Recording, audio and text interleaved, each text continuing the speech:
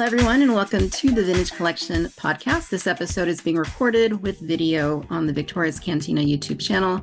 In episode 24, we have a special edition of the show in which we are joined by one of the very people who helps make Star Wars: The Vintage Collection possible. In the last few years, she's become an ever-present and reputable part of the Hasbro Star Wars team, appearing on live events such as Hasbro PulseCon and fansite Q&As. I've had the privilege of chatting with her at events such as San Diego Comic-Con and Star Wars Celebration. This episode's special guest is Hasbro Star Wars: The Vintage Collection Senior Product Designer, Emily Cantelupe. Emily, welcome to the TVC podcast. Thank you for having me, Victoria. I'm like, wow, I'm reputable now. Look at that. You are. You totally are. Well, it's always an honor, and I love getting to work on this line and with this fabulous community. Thank you for having me to chat about it. Absolutely. So Emily, I think we first chatted about doing something like this like a year and a half ago. I think it was a Star Wars Celebration. It's taken a bit, but I'm glad we finally were able to work it out. And I know you're super busy, so thank you for making the time. I agree. I'm so glad we got to touch base here and have this chat. I agree it can take a while to arrange, but it's going to be awesome. Absolutely. All right. So we're going to talk a little bit about your background as a Star Wars fan, as a designer with Hasbro. We'll have some random Star Wars questions to ask, and then we'll get into the vintage collection and focus on that for a bit too. So I want to start off. I'm pretty sure anyone tuning into this show, this specific show, knows who you are. But for those who might be living under a rock in the Jundland wastes, can you please provide some background on who you are and what it is exactly that you do at Hasbro? Sure. So I'm Emily Cantelupe, and I'm a senior product designer with Hasbro. I've been there 14 years, and it's been a fantastic journey for me in toy design. Yeah, the design side, you might think that we just draw it once, but actually we're involved through the entire process of the product development, and it's just a blast. Nice. Yeah, that sounds really cool. It's very fascinating. It's always great to talk to people that are like, there in the trenches, making the decisions, doing the work that, we see a final product, but, you're behind the scenes doing all that. So that's really cool. So what I'm wondering is what are the different roles of action figure designers? Because I know there's I've heard of sculptors, or are they necessarily the same people as those who are the articulation engineers and so forth? That's a great question. So it really takes the whole pack, and it's so many partners who have a niche area. And I would say actually a designer is often the one that brings the whole team in together, working with each of those partners. Because we'll kick it off at a concept stage after vetting character selections, both internally and with Lucasfilm, who are awesome partners. They'll inform us sort of what is the new entertainment beat for the year and what's the news. And so it's working with those partners with Lucasfilm at a concept stage. Then I would say next up is working with the sculpture team, and they're incredible. They're so talented, and they'll just crush it on a sculpt, and design will continue to work with them and kind of back and forth on aesthetic and stuff like that. Our initial meeting will also be with the engineer who'll get involved in, how much articulation, how many parts we're molding, overall cost. So that's an in-depth step with engineering. And so the three of us, I would say, are daily collaborators with sculpture, engineering, and design, just everyday meeting, every day, reviewing the stages of every product. So we're tight knit. And then I would say next, after a sculpt is approved, it's our model shop team, and they'll do the hand painting of the first deco model. We'll send that deco model over to Lucasfilm for approval.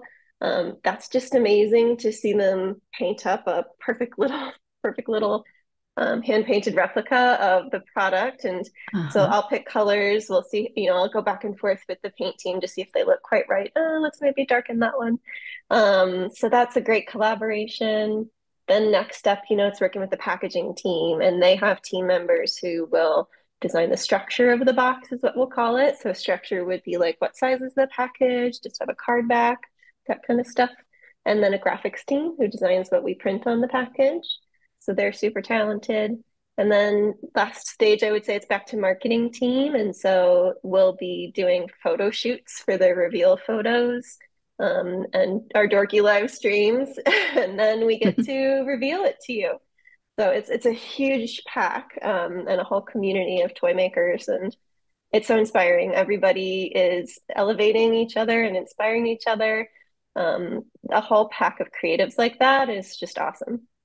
That is super cool and super fascinating. How long does this whole process take from the time you say, "Hey, let's make this figure," and then for the time that we see it, it's on the shelf? How long does that whole process take about? Sure, it takes a little longer than a year, I'd say. And those schedules keep changing as like global shipping keeps changing. So I think it's longer than a year now. It used to be a year. So it's something where we are always cranking at our own top speed, but that's for something that's going to come out in a while because they've got to Mm, mass produce. right on. So you're obviously a Star Wars fan. Tell us a bit about how you found Star Wars and what it means to you as a fan, a collector, and ultimately a maker of Star Wars toys. Sure. So Star Wars for me was just that's an introduction that happened as my dad introduced me to the movies. So I am daughter of the ultimate geek dad. So when I was a kid, he introduced me to the original trilogy of Star Wars films, to Lord of the Rings, with his old yellowed paperbacks, to Indiana Jones, and then Isaac Asimov and Ray Bradbury, and we would watch X-Files together, even though it like terrified me, but it was fun. So just definitely my on-ramp was watching and enjoying stuff with my dad. So that was really special. And I love any fan family who gets to share that together between the generations. I think that's the most inspiring way that Star Wars stays within a family. So that was really special to me. Yeah, absolutely. It's great to see that. It's great to see that it's generational and, everybody hands it down and it continues hopefully forever. Yeah. Um, Now I imagine that it might, but has working at Hasbro, and more specifically working on TVC, um, changed your life in any significant ways? Yeah, I think absolutely. I mean, I have worked on, toys for much longer than I've worked on Star Wars, but Star Wars has been different. I would say, moving around, I've made a lot of different types of product, and every new challenge, I always say it adds a tool to my toolbox. Now I have more experience and a new thing. So really jumping onto Star Wars was more of my introduction into specifically high articulated action figures, which was something that I'd collected before, but something that it was really exciting to get to try.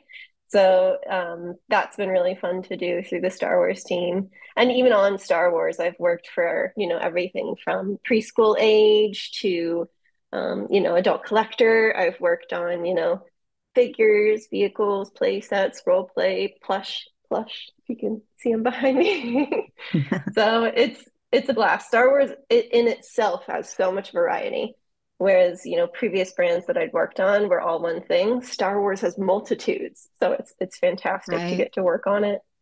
Yeah. I would say too, just personal like Hasbro journey is I was very introverted when I joined the company, and I'd called myself like a learned extrovert. So a really interesting and exciting aspect has been the way the company's evolved to do live streams. So, at first that was actually really scary for me. But I would say I feel like I've caught my stride just trying to speak with authenticity and talk like I'm talking to a friend about toys. So it's gotten more comfortable for sure. That's awesome. I would certainly identify as a learned extrovert as well, for sure. I mean, Yep. this is, yeah, yeah. If you want to become that, just do some live streams, get on the Yep. internet Just and have fun. just jump into the scary thing. Absolutely. What would you say that you like best about being the senior product designer on TVC? Sure. Best about it. I would say TVC itself has a really interesting community.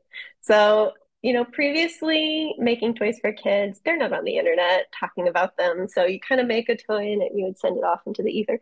But through Vintage Collection, it's such an interesting, engaged, and involved and amazing community that we get to see the feedback. We get to learn from the feedback. We get to apply it. So I feel like through the vocal and amazing aspects of this community of vintage collection fans and all of their heritage, all of their decades of collecting, I'm learning more, as we chat with you guys, and I'm able to take a learning and immediately apply it. And I think that's really pretty exhilarating as a designer. That feedback loop is great for us. We definitely want to keep hearing from you guys because it's very informative. Nice. Well, yeah, that is true. There's certainly a lot of passion out there, and everybody expresses it differently. And yeah, I know you're getting a lot of that focus and attention. So thank you for dealing with all of us. Oh, no worries. I mean, we're definitely also filtering, but it's fantastic to hear what you guys think because that's who we're building it for. To have that direct connection to audience is amazing for a product Nice. person. Nice. Well, we certainly appreciate it. All right. So now I have some random Star Wars questions to ask you. So please feel free to answer however you like. All Okay. right. First one, what is your favorite Star Wars film? Hmm. I think it's got to be movies first of all Star Wars content, and my favorite film would be Empire. So everything from the love story to the battles, Empire is pinnacle for me personally. And it has to be original trilogy. Again, that's where I started. At modern era, I mean, Rogue One is pretty unbeatable. Nice. Rogue One felt like original Star Wars. It was gritty. It was underdog story. Those are probably my top two. Awesome. Um, Cool. Who do you say is your favorite Star Wars character? oh, my favorite Star Wars character is Ahsoka. So, and I before she was all the rage right now. Long time Ahsoka fan. Or maybe she's always been all the rage. But I remember seeing the Clone Wars movie in theater, and I was thrilled that there was a new Padawan who was female and seeing her Star Wars story. She was interesting at first. It was a lot of nicknames. She was quirky when she hit the Yes. scene. But then being able to watch 7 seasons of Clone Wars and her journey and her literally her growing up, it became just like this fascinating story to watch her character evolve and face different challenges and fail sometimes and work through that. She's definitely had so much screen time and so much just evolution as a character. Hmm. And then to see Rosario Dawson bring her into live action has just been fantastic. Seeing that character come to life in that new additional way. So Yeah. I was geeking out and like crying a little during the Ahsoka show. I was Right. very excited. Awesome. No, I can certainly relate to that. If you could live on any planet in Star Wars, what would it be? Oh my gosh, any planet. I mean, I would say the forest moon of Endor and its little tree houses looks like a very cool outdoor camp. I mean, nobody wants to like freeze to death on Hoth. Hmm. We're not gonna pick Hoth and sand that gets everywhere. So yeah, let's call it forest moon of Endor. Awesome. Would you rather have a drink at the cantina with Hammerhead or prepare Palpatine's agenda with Simalu? Drink with Hammerhead. I mean, what kind of stories does that Ithorian have to tell us? I know. Like where has he been? What stuff has he been through? So I would drink with Hammerhead. Also, that cantina is a great like sit in the back booth and watch the drama Absolutely. kind of locale. So yeah, I think I'd have to drink with Hammerhead for sure. Nice. Yeah, I would certainly teleport there out of anywhere in Star Wars. Um, okay, finish the sentence. My lightsaber color would be Mm, blue. It's like favorite color, and it would be more of like an aqua kind of blue. nice. How about you? What's yours? I would so back during the Force Unleashed days, like 2008, there were customizable lightsabers in that game. And one of the things you could do was put a blue crystal and a green crystal and get like an aqua color. And I thought Mm, it was really nice. So I might go that route. aqua blades for the win then. Absolutely. And finally, pick one: the Millennium Falcon, the Ghost, or the Outrider. Neo Falcon, the Ghost, or the Outrider? I mean, the Ghost is huge and implies that you've got like a whole crew with you. The Falcon, does have the speed and all of the, little areas to like store all of your stolen goods. I'm gonna go Falcon. It's just classic. Yeah, It's classic. got the speed, it's got the storage, it's got the tricky little hatches, Yeah, of and its shape is just fantastic. It's iconic. course. You can't go wrong with the Falcon. Good choice. All right. So we're going to get into our talk of the vintage collection. So, the vintage collection, I mean, obviously this is a line that, like we were saying, is fueled by tremendous passion. You have collectors who have been in the hobby since day one, Absolutely. 1978, we're there for the early bird kit and they're still doing it today. There's people like me who were born after the OT, but, introduced through what we call the modern Star Wars toy line, like the Power of the Force 2. And then you have newer fans who may have been introduced during the prequels, during the Clone Wars, and beyond. Um, and some people they're collect them all. Some are one to open, one to keep carded. Some are a little more selective. There's all kinds of collectors, but I think what they all have in common is that everybody has opinions and specific demands from the vintage collection. So as someone on the team who is part of the decision making processes, how do you field all these demands, and what most influences the decisions your team comes to with regards to what figures should we make? Oh, sure. So when it comes to requests of the fan audience, often I'm acting as a filter and, reviewing all of the stuff that's, the chatter going on online. And when I filter it, I'll take, the comment that I see a lot of times, the comment that's broad in its scope, and I see lots of people, feeling the same way, and I'll elevate that to my team. When it's something that's maybe kind of a one-off request, and it's not like ringing out from the full, audience, then maybe I'll filter it out a little more. So it's a little bit like doing a bracket in my own head. What I'll be like, I've seen this a bunch, and I think I'll elevate that.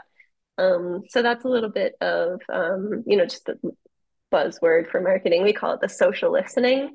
So that's kind of watching out for what the chatter is online. And I'm very often I'm not a big commenter. I'm more of a lurker. So I'm often like checking in, what's going on, looking through all the threads on various sites. And it's really fun to see, what's resonating for people, what they want more of, what they want less of. So that's Nice. very informative for us. Right on. Social listener. I like that. Yeah. That's a cool term. Nice. So I imagine you are keeping an eye on Last Figure Standing. It's the initiative put through by various fan sites in the community. How important are programs like this and like March Madness with regards to how they influence Hasbro's decisions? Sure. So these are wonderfully important that the community of the vintage collection again raises their voices and votes and is able to show us, this is the most wanted thing from the community. Of course, we can't, promise that we're going to make things in that order or as requested. We also are balancing when we build our toy plans so that may also see that like a couple years later, because of how far ahead we're planning things. So you may not see it all immediately, you may not see each one, but it's a great way for us to be able to, comb through and say, look, this is highly voted by the fan audience and something they really want.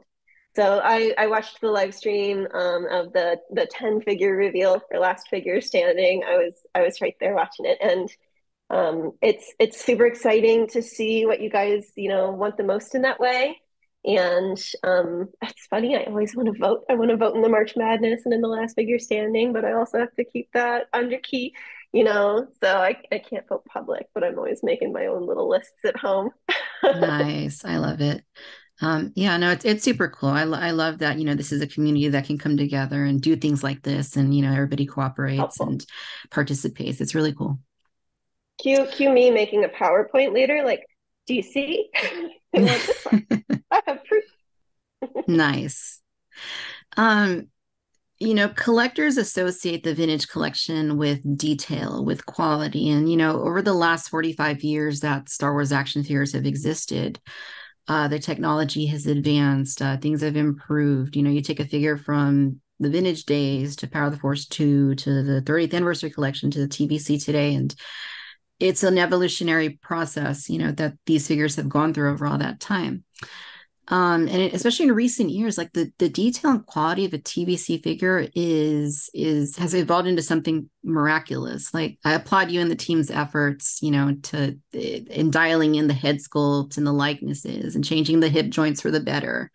Other advances in articulation and soft goods, like all of that is phenomenal, and we love to see that. And because fans do associate TVC with that uber high level of quality and detail, And especially as prices have increased as of late, there's that ongoing hope that, that detail and that quality will stabilize and hopefully continue to evolve. And I think it's for that reason that with regards to some of the more recent figures, and I guess I can use some examples like the Imperial officers, Darth Revan, HK-87. It seems like some of the range of movement on the elbows has regressed just a little bit compared to like a year ago, 2 years ago. Is that for is there any specific reasoning behind that, or can you shed some light as to those recent changes with elbow movement? Sure. Yeah, I saw this comment online, and I would say that in Star Wars, even more than other lines where the costumes are more homogenous, every costume's very different.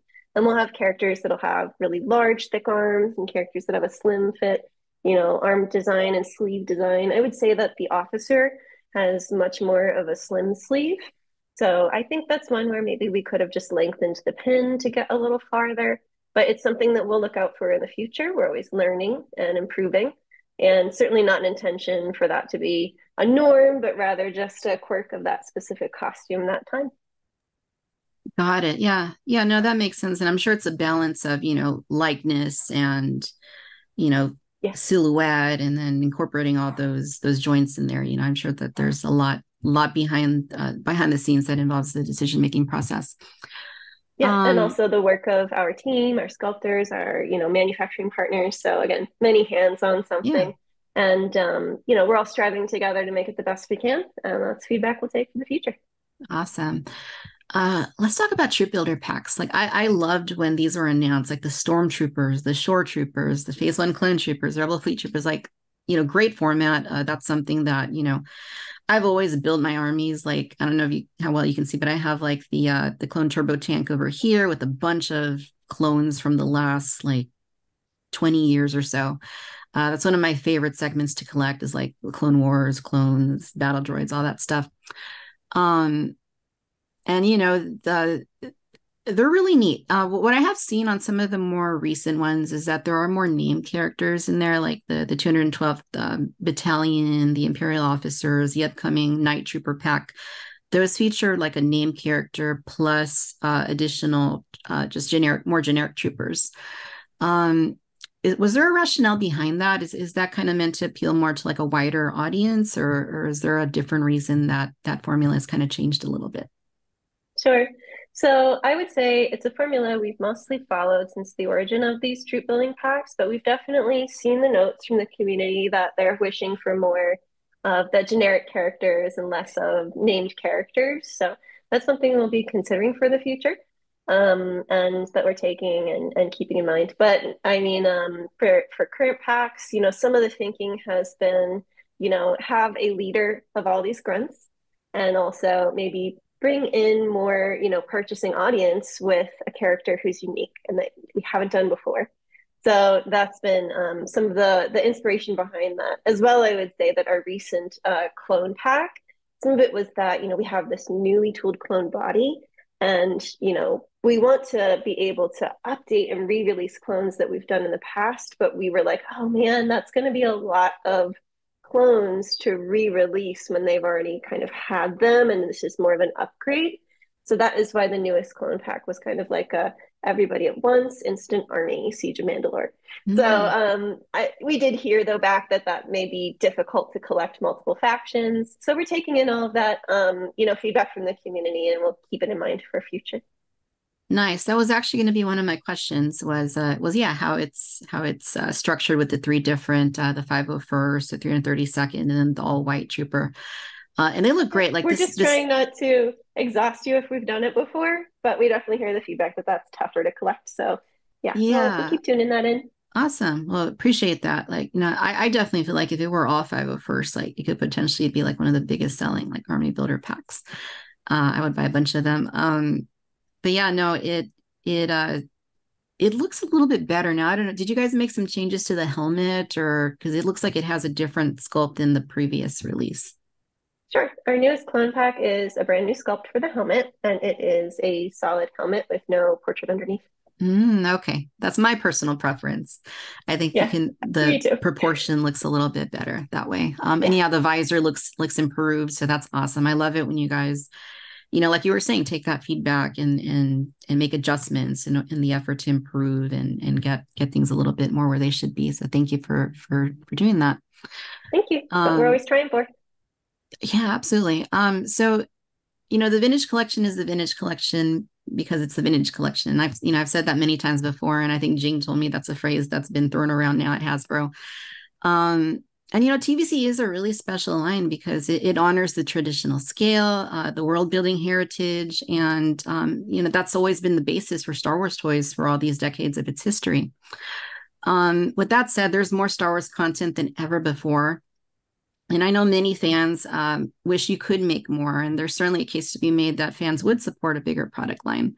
But with the limited slots that are available for newly told figures each year, I'm sure you share the sentiment that we are missing some critical figures that limit our ability to world build to some extent.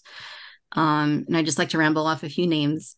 Baze Malbus, Bodhi Rook, Dryden Voss, Kira, Finn, Poe and Palpatine from The Rise of Skywalker, Baylan Skoll, Shin Hati, Cobb Vanth, the rest of the Inquisitors, the rest of the Bad Batch. I know a few folks in the community feel it's a little more frustrating to have just one or two figures from, let's say, Andor or the Bad Batch than it is to have none at all because you can't really do a whole lot with them. And again, I know there's many factors that go into the decision-making process, but I just wanted to pass along those sentiments in the hopes that, this becomes less of an issue going forward. Sure. I do think it's been an accelerated time for Star Wars in a way that is both the best and also a little tough, but we would never wish for less. Star Wars is blooming right now and has so much incredible content. That does mean that for us, it's quite a balancing game. So, we're balancing both all of the amazing new content, which is multiple shows and stuff in a year, video games, all that kind of content, as well as balancing that with the original trilogy and calling back to those movies and that original inspiration for Star Wars. So it's the character selection time is the toughest time. I'm sure you guys would be fascinated to watch the meetings where we are, but would you really give up another for this one? It can be painful, but we're doing our best to deliver the characters that rise to the top for everyone. So I would say for those troops and those characters where their group hasn't been completed, the door is never closed. I know that the door can take a little while sometimes, but we're always, paying attention to characters that are still rising to the top, still being asked for. And we've got great stuff in progress that I can't wait for you to see. Nice. Awesome. Well, that's good to hear. And I don't envy being in that position because I know there's so many things to choose from. And, do you redo something that's already been done, fairly well, or, do something totally different? Like I can't even imagine. That's got to be pretty tough. It's pretty hard sometimes, and we'll get into it and back and forth, and then need a third party. Bring in a third party because we cannot decide between this and that. Right on. I don't suppose you can comment too much on this, but I'm going to bring it up anyways. I apologize in advance. As you may know, one of my personal passions, and based on the last figure standing polls, one of the figures that fans really want are the Tonica sisters. It's something I'm very hopeful eventually happens.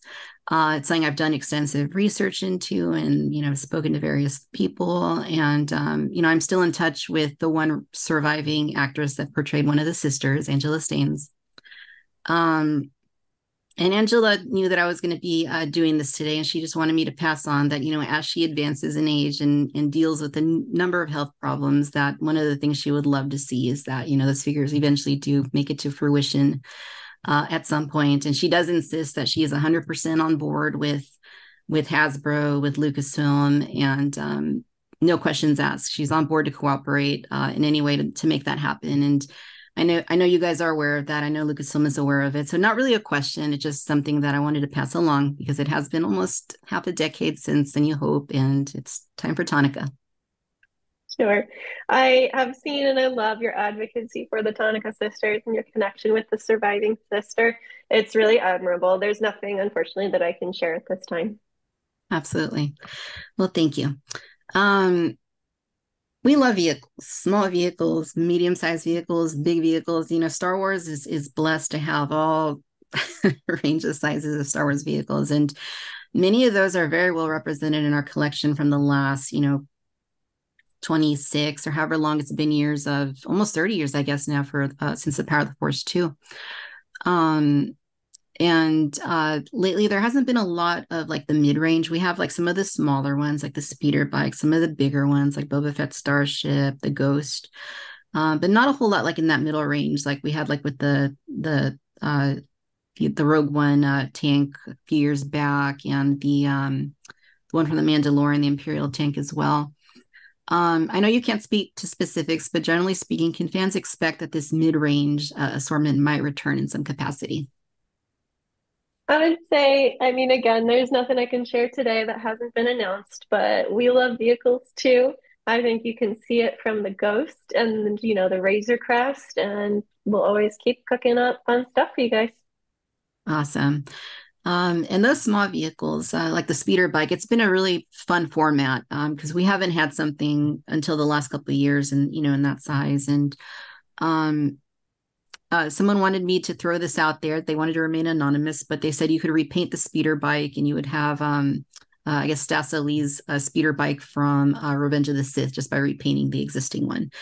So I wanted to pass that along, and also that that format is we love it, and if there was any way for you to do like Mandalorian swoops or other kinds of smaller things, maybe a revised land speeder, maybe smaller like type beasts, the community would be 100% for it. Fantastic. Thank you for passing it on from the community. I'll also pass it to our vehicle master, Chris Reif. And yeah, again, we're cooking up really fun stuff, but nothing I can share today. Awesome. Sorry. Yeah, no, I totally understandable. 2025, it's still, some time away, but it is the anniversary. One of my favorite Star Wars films, Revenge of the Sith, 20th anniversary. And in the last episode of the TVC podcast, we were talking about, what would we like as collectors, as fans for a 20th anniversary of Revenge of the Sith to look like in terms of the vintage collection. We gave all these ideas and had a discussion. And one thing that we noted was that, Hasbro since 2005, when that movie first came out, has made so many vehicles that are just astounding. Even today, like the quality of them is really up there. Things like the Republic gunship, which hasn't been on the market for a decade now. Things like the turbo tank, things like the ATTE, even like some of the separatist vehicles like the Corporate Alliance tank droid, the droid gunship. Some of these command like a huge price in the aftermarket. Um, and as a result of that, we were talking about how, maybe we saw some of these again, they would kind of satiate a need in newer collectors' collections. And so what are the chances that Hasbro can look to the wealth of incredible vehicles from the past as part of the hopefully getting inspiration for Revenge of the Sith's 20th anniversary to come in a couple of years? Sure. I would say that when it comes to a re-release of a larger vehicle like that, it's always the most interesting to figure out how to plan to bring that to market. So, we've had some success on larger items through the Pulse lately, but at the end of the day, that becomes the bigger discussion around, especially I think re-releasing something that's larger and older, and do they already have it? How many don't? So that's something that we would look at when we would, evaluate that kind of request. But again, nothing I can share, but I'll pass on those fan wishes to Chris Wright. Awesome. Love it.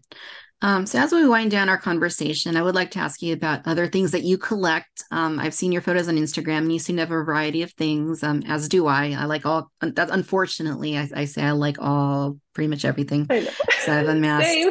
Yeah, it's over the top, really. But can you tell us about other lines that you collect and what kind of collector you are? Sure. I've got lines that I'm dedicated to, and then I've got another bucket of like, this caught my eye, which is dangerous. Also, probably the too dangerous collector of so many things. This is nice and clean and Star Wars focused, but there are other areas of the house that are wilder and a little more everything. I mean, I love I love the new line of gargoyles. That was extremely nostalgic for me, all of those releases. I'm collecting the newest Lord of the Rings figures have been really great. I bought an Uruk-hai today, the one named Lurk. And so, I mean, there's lines that are, things that align to my favorite old contents. Video gaming figures, I'm a sucker for anything and from some of my favorite top games. I really liked a recent release of Zelda Breath of the Wild, Link and Zelda, and anything Mass Effect, I'm going to be a sucker for. So, wide world of gaming, and then little blind bags that might catch my eye for a little fun toy treat. It's all over, and it's everywhere from my top favorite science fiction shows and books and games to it's cute that caught my eye. So yeah, it's dangerous. Yeah, no, it certainly is, but that's great. And Breath of the Wild, it's amazing. Like I even after all these months, like I just can't get enough of it. Like I'm there, like Yes, trying to do everything in the game, and it's just such a wealth of fun. absolutely. Zelda for life. Nice. So what other you mentioned some of the things that you collect. Are there any other fandoms that you're majorly a part of or that you engage with? Hmm. It's a good question. I'm probably not as fandom deep as many people go, probably more fandom broad. So my attention is more all over the place to everything that I love and everything that I watch. More that than a specific fandom. And I would say more toy culture overall Hmm. than specific. And again, I'm probably more of a lurker online. So I follow so many people and I love to see everything inspiring me and take it all in and all fandoms are super fun. Yeah, definitely. Yeah, there's so much great stuff out there. And yeah, I similarly, just like I was saying, I like everything and I get absorbed into all these things. And but hey, it's all for the escapism. It's all for the fun of it. And I guess, Totally. I'd kind of like to ask you, like what is it about collecting that really inspires you or that makes it worthwhile for you? Sure. I mean, I would say my favorite part of being a geek in general is that geeks love things, which is also why I love the vintage collection community because you guys are so passionate. And I know it sometimes it's like tough feedback, but you're so passionate and you love the toys. I'm the same way. I love to love things. That's why being a geek fits so well with me. When it comes to the brands I love, it's just so fun that escapism into that new world that you experience. It's a blast, and that's so cheesy. I love to love things, but it's true. It's true about being a geek. No, it definitely is. I can vouch for that. And yeah, I mean it's something I've always done too. Like since I was a kid, like I've always just gravitated towards toys, even when video games were like becoming really big, like in the 90s, like different consoles and stuff. Like I was never really too much into that. I was more like about, give me toys, give me Yeah. action figures and dinosaurs and anything that can really just spark my imagination and give me a shelf to set some ideas on and do and I still do that, to this day, obviously. So, you know, Yeah. I something mean, I'll never collection outgrow. for me started even pre-toy. Like my dad and I would also collect geodes uncracked and then bring them all home in a pile and he'd crack each one. So, I mean, I have a long history of just the collection instinct to the find the best one, line them all up. Yes. It's super fun.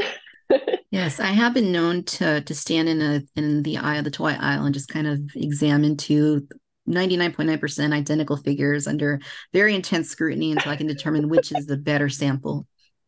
Me too.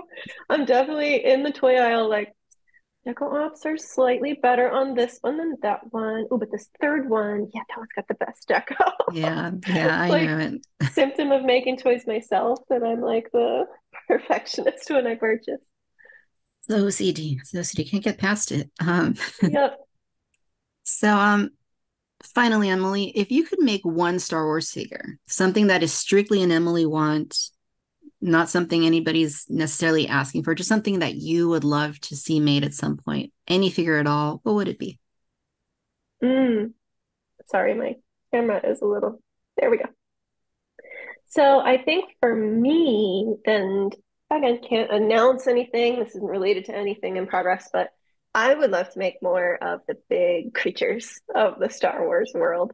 And so, there's so many cool ones. There's so many scaly, fluffy, like all kinds of critters and aliens in the Star Wars world. And so I think Yes. if I got to just no holds barred make toys, I'd love to make Star Wars bigger creatures. So let me know in the comments. Does anybody else want that? What do you guys want for big creatures? Yeah, I want that. In fact, I'll tell you right now, I want a Sarlacc. I want a new Sarlacc. That We would have be all great. these, we have all these awesome new Return of the Jedi, the sail barge, the skiff, the Jabba's palace. We just need I think that's pretty much the last thing we really Goes need really well is with the the sail Sarlacc. barge. Yeah, Yeah, it would. absolutely. It would. Awesome. Well, hey, Emily, I'm tremendously grateful to you, Hasbro and Rogers and Cowan, for the opportunity to feature you on the Vintage Collection podcast. I mean, as a fan, as a collector, as a content creator, I mean, I can say that the accessibility that you guys offer the fan community is enormously appreciated. And, thank you so much for engaging with the fan community and not only on this show, but through Q&A video sessions, through the conventions, through all of it. Just thank you immensely. No problem, Victoria, and thank you for reaching out. It's been fantastic to talk to you and to see the amazing collection behind you. This has been a blast, and I mean, I'll toss in the last couple notes. The rest of the Star Wars team wanted me to say hi, Victoria. And Hello there. also, just a big thank you from all of us because we're still so appreciative of the backing of our HasLab campaigns. We love to build a dream project like that. We're watching for production samples of the ghost and its figures right now, and it's freaking sweet. So we Awesome. love to make it. We love that you guys made it possible. Um, Big continued thank you from the Star Wars team. Thank you very much. Appreciate that. And yeah, I'm super excited to see that play out and finally get the ghost. Don't know where I'm going to put it, but it's coming. So um, it'll go somewhere miraculous, I'm sure. Yeah, If our listeners would like to follow you online, where could they go? sure. You can find me on Instagram. I'm at Miss Melon because of my funny name that sounds like a cantaloupe. And yeah, but you can find me there. It's probably the most likely place. Awesome. And of course, they can follow Hasbro and Hasbro Pulse for the latest news and updates. Absolutely. Awesome. Well, Emily, once again, hey, it's been an absolute pleasure. Thank you so much for sharing your time with us. I know you're super, super busy, but thank you very much for doing that. And I look forward to the next time we're able to connect through a Q&A or one of the conventions or something. Absolutely. See you at the next con. All right. Bye. Thanks, Victoria. Bye. Thank you for listening to the Vintage Collection podcast. For the latest TVC news and developments, be sure to keep up with our friends in the community, such as banthaskull.com, the SW, the Vintage Collection Facebook group, SWTVC on Instagram, and Bosk's Bounty on YouTube. You can also follow me on the Victoria's Cantina YouTube channel, as well as Victoria's Cantina on Instagram, TikTok, X, Threads, and Facebook. If you can spare a moment or two, please consider leaving a 5-star rating and review on Apple Podcasts to help spread word about the show. You can also rate us through other podcast providers. No matter where you're listening out in the galaxy, I'd like to thank you once again for tuning in to the Vintage Collection podcast. Collect them all, and may the Force be with you.